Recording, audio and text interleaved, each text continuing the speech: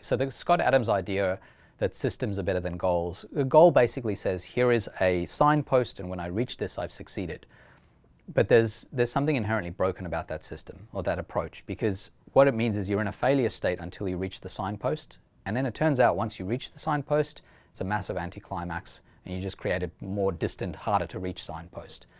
So you never really enjoy what you're doing, and you never really get much enrichment from it.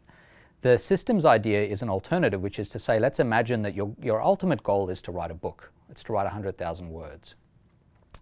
That's a goal, and until you write 100,000 words, you haven't achieved it. But what Adam says is that you should have a system built in that's much less focused on how to get to the goal and much more focused on granularity between here and there. And so he says something like, either every day you will write for half an hour, or every day you'll write 500 words, or whatever it may be. And it doesn't matter that the quality doesn't matter. Don't worry too much about what you're doing. You just have this basic system, and it governs your life based on simple habits. Now, where there's this clash is that I think it's a problem when we focus too much on metrics, on numbers. So if you say, I'm going to write 500 words every day, you'll be to some extent obsessed with the number 500. That's problematic.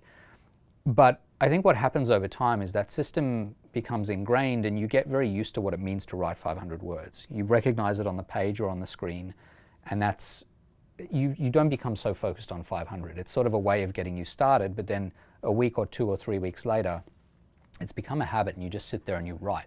And it tends not to just stick or hew too closely to that rule.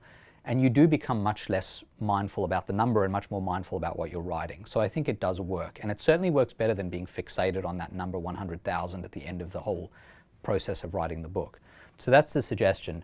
So I think it does work. It certainly has worked for me. There are people who have this idea of morning pages, where you wake up in the morning, you write a certain amount. Doesn't matter what you're writing or how good it is, it gets habits going, builds those habits over time. And so the artificial nature of doing that in the beginning falls away, and it starts to feel very natural. And I think that's what works about systems.